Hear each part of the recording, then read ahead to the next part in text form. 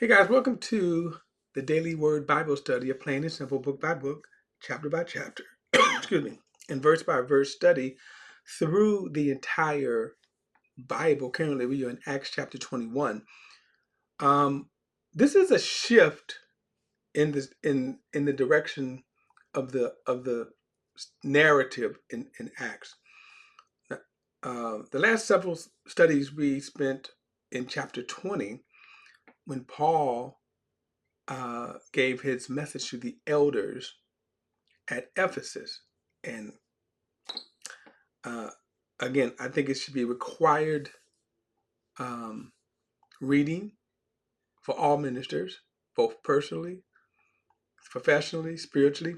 But anyway, but the reason why Paul gave summons the elders is because he was on his way to Jerusalem. And he was really singularly focused on that. So he didn't want to stand, excuse me, he didn't want to spend the time, and I can kind of understand that if he had stopped in Ephesus, he probably would have stayed longer than he wanted. But as we're going to see, he's on his way to Jerusalem. Now, this is where, again, the storyline changes because everything changes from Paul, for Paul, in this chapter. So let's get to it. Here we go. Oh, here we go. All right, Acts chapter, I don't know, I got 21. All right. Now, also note that this is, again, later in Paul's life and ministry. In chapter 20, remember he said to the elders that this would be the last time that he saw them. And we said at the time, history tells us that it wouldn't be the last time. So we'll track this as we go. And here we go. It says, now it came to pass that when we had departed from them, let me see if I got the right. Hold on, I'm going to change back to my translation here. I'm reading from, this is the New King James here, but you know me, I like the, here we go. All right. Verse 1, here we go. After we tore ourselves away from them and set sail. Now, notice what he says, right? We tore themselves. If you kind of go back and look at verse 36, after he said this, verse 36, after he said this, he knelt down and prayed with them all. There was a great deal of weeping by everyone. They embraced Paul and kissed him, grieving most of all over his statements that they would never see his face again. Now, then they escorted him to the ship. Now, notice the intense emotion there. One of the things we're going to see is that Paul, by this time, had really made a lot of friends. I'm going to say this, friends in the faith. And that's going to be kind of interesting later on down the road when we see that. I'm going to bring this out. That because of his ministry, and I'm going to say his ministry for good, okay, it profit the believers. So you can see how much they were embraced, how they embraced Paul. Now, admittedly, this is not hard to do with churches. I mean, usually pastors, by reason of the fact that they are pastors, are going to have that kind of foothold. But we're going to see how the genuine emotions. So they kind of clung to him. And then chapter 20, verse 1 says, and after we tore ourselves away from them. So you get this picture that they basically was like, we have to go and kind of prying their arms away, said, we have to go. Okay. After we tore ourselves away from them and set sail, we came by direct route to Kos, the next day to Rhodes, and from there to Patra. Finding a ship crossing over to Phoenicia, we boarded and set sail. And after we sighted Cyprus, leaving it on the left, we sailed to Syria and arrived at Tyre, because the ship was to unload its cargo there. So we found some disciples and stayed with them 7 days. Through the Spirit, they told Paul not to go to Jerusalem. Now, this is a very interesting statement here, especially when we move forward. One, notice Luke was saying that they told him this through the Spirit. So it wasn't that they were just telling Paul their own opinion. Many people do that.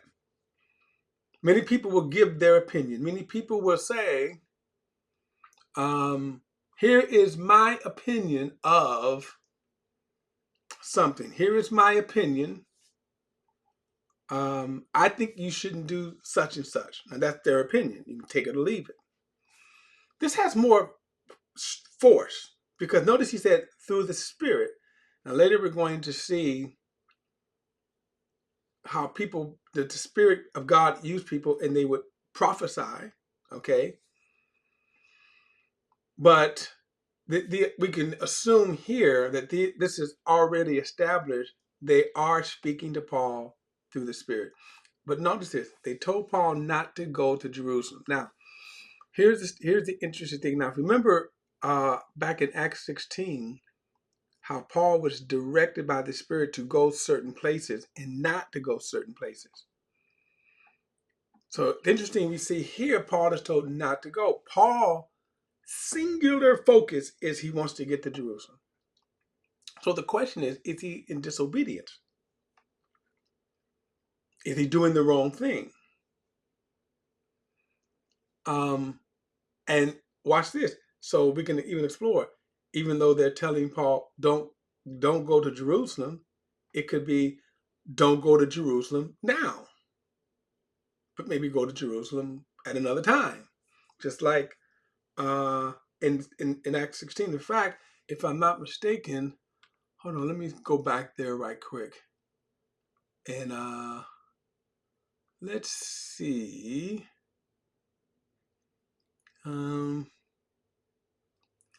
Let's see.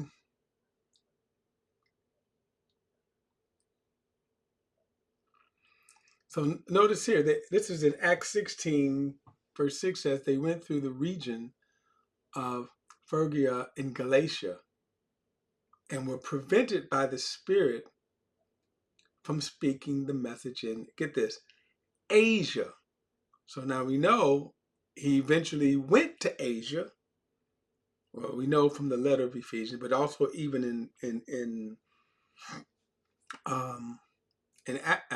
Acts here, he went a couple of times. He had certain 19, Acts 19. And so he went several times, but notice at this time, the Spirit prevented him from speaking in Asia. And that would have been Ephesus too. Ephesus, Colossians, different cities like that. So he said that he was forbidden from speaking.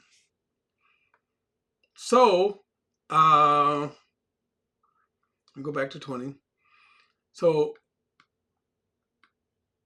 what's kind of interesting is Paul not heeding. We're going to see this in just a moment as I get back there. So, they said, okay, through the Spirit, they told Paul not to go to Jerusalem. Verse 5. When our days there were over, because remember they were there for a week, we left and continued our journey, while all of them with their wives and children escorted us out of the city. After kneeling down on the beach to pray, we said goodbye one to another, then boarded the ship and then returned home. Notice how they would escort Paul. This is kind of interesting how they would escort Paul. And it's interesting how they would quote Paul. Okay. All right.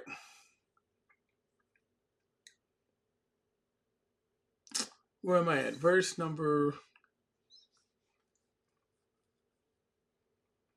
7. He says, when we completed our voyage from Tyre, we reached um, Ptolemais, where we greeted the brothers and stayed with them one day. The next day we left and came to Caesarea, where we entered the house of Philip the evangelist, who was one of the 7, and stayed with him. This man had 4 virgin daughters who prophesied. Now, let's unpack this. Okay. First and foremost, again, remember, I don't know, anywhere from 15 to 20 years after the events of Acts chapter 8. And notice he said we came to Philip the evangelist. And you saw such a mighty example of an evangelist as well as a work. He was the one who had preached the message to he preached the message to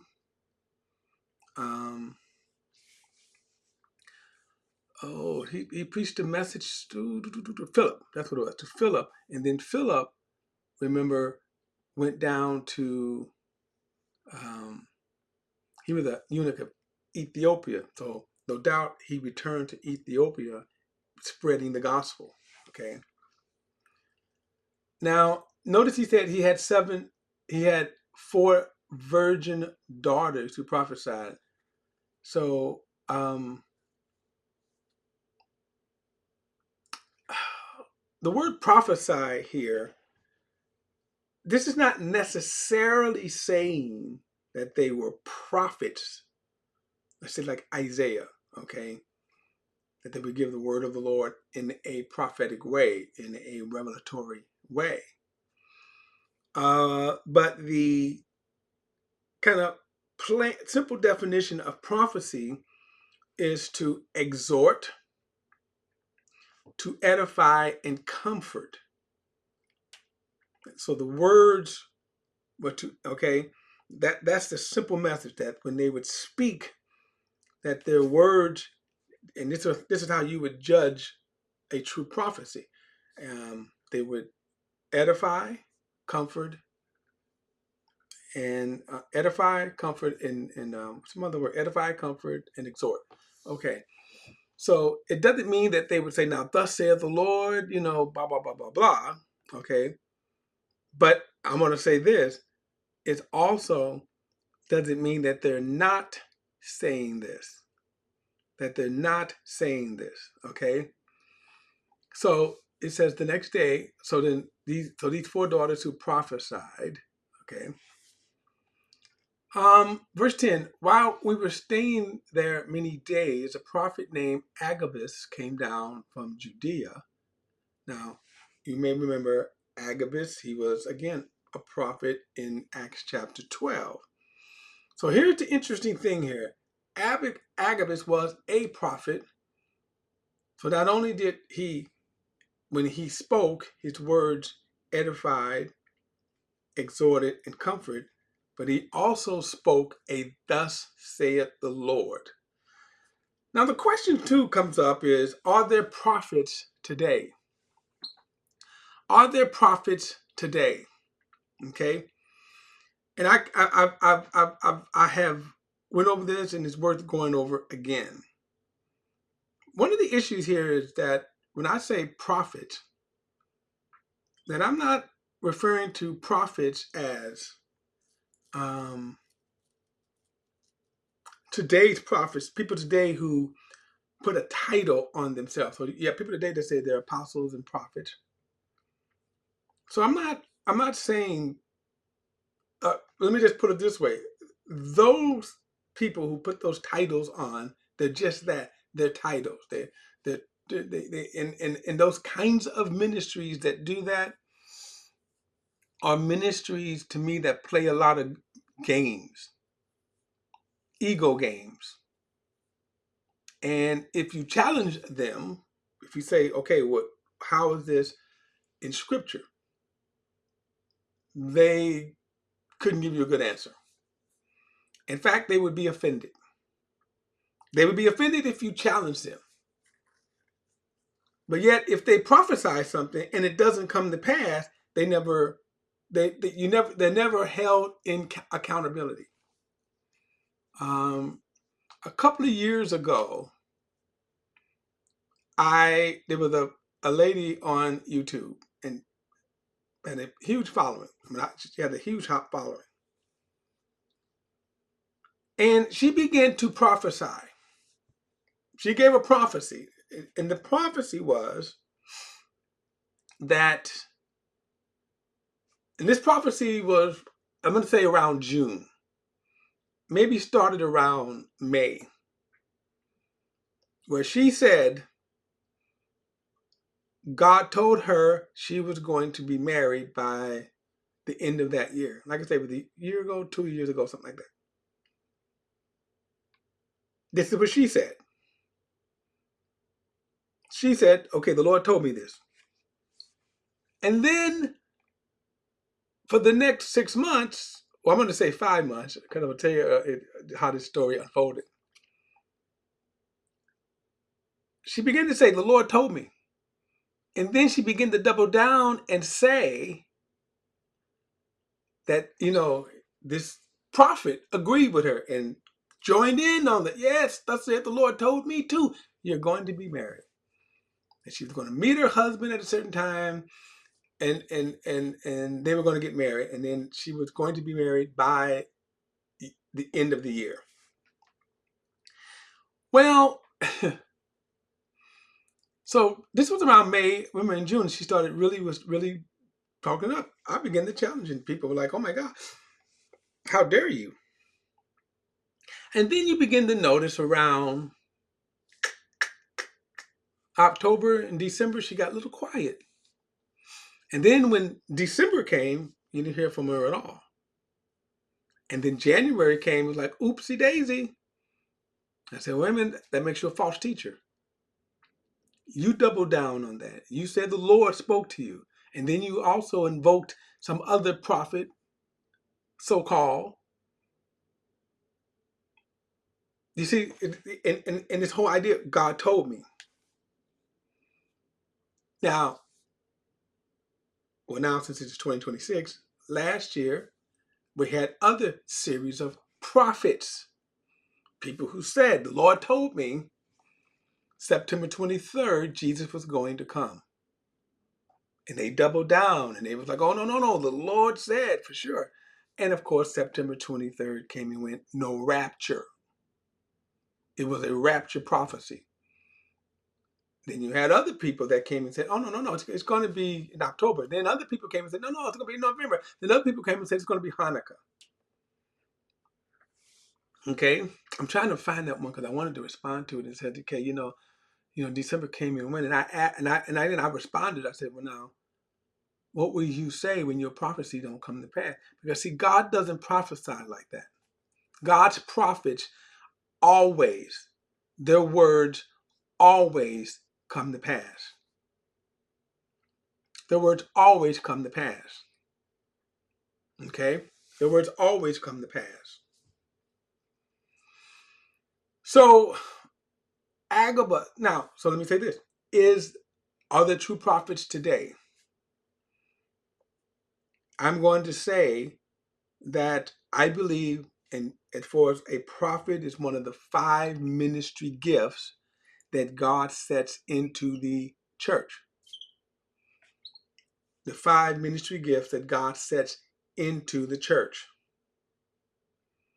And I have not seen any scripture that shows that out of the 5 ministry gifts that God has taken, okay, 2 of them out. It's usually the 2.